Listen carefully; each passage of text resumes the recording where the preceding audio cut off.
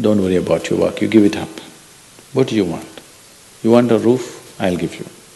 You want food every day? I'll give you. All you have to do is just sit in one place and be blissful. I will feed you for the rest of your life. Can you do? No, you want to mess up something every day. People say they're only working for a living. I said, don't worry, I'll give you shelter, I'll give you food every day, no problem. All you have to do is, I want to see tears of blissfulness every day. That's all the requirement. You don't have to do any work, you don't have to serve me, you don't have to produce anything, nothing. Just sit here blissfully, we'll feed you, we'll worship you. No. So the problem is not in your work, the problem is not in your life, the problem is not in the world that you live, the problem is just that you have not done the necessary things for this one to flow through this effortlessly, beautifully. The necessary work has not been done and we are just hoping it'll happen by accident. It doesn't happen by accident. Lot of people in the world think United States of America is heaven. But people who live here don't think so at all. Isn't it so? Isn't it? Lot of people in the world are dying to get an entry into the country. If you open up the southern borders, 10 million people will enter tomorrow morning because they think this is heaven. But you are not experiencing it that way, isn't it? You are not experiencing this as heaven because hell and heaven is not a geographical place. Hell and heaven is what you make out of yourself, isn't it? Too much talk about heaven has been going on because there are too many people who made a hell out of themselves. If you had made a heaven out of yourself, would you talk about going to heaven? If you sit here and you're feeling ecstatic right now, would you aspire to go to heaven, I'm asking? Once it happened, early 20th century,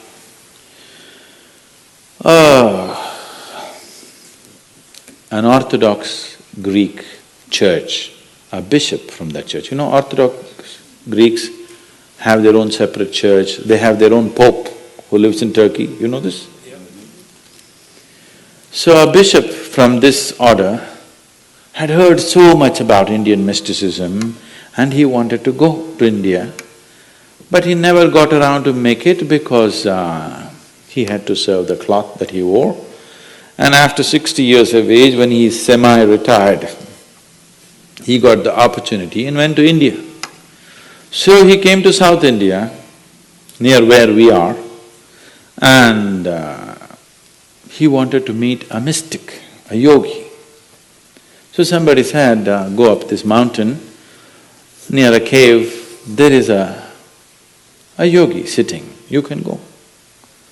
So our man went, plodded up the mountain, halfway up and went.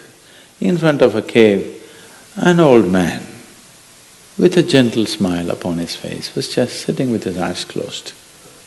So the bishop went and prostrated. He cannot do it, he is not made for that. But they had told him, if you go to India, you have to crawl. He prostrated like this and with all his four limbs he got up. The yogi looked at him with amusement. Obviously, he has never prostrated anywhere before. And he smiled. Then the bishop said, I am like this, I am a bishop. I have served in the church for so long, but I have a few questions, can you answer? The yogi smiled and said, yes, please, whatever the question. Then the bishop asked, what is life? At the age of 60. What is life? So the yogi closed his eyes, became very blissful and said, life is like the fragrance of a jasmine on the spring breeze. And tears of blissfulness flowed out of his eyes as he was saying this. Then the bishop said, no, no, no. Our Pope has told us life is like a thorn and we must renounce it. And even symbolically, Jesus himself wore a crown of thorns. So, how come you say this? Our Pope says otherwise. The yogi looked at him, smiled and said, well, that's his life.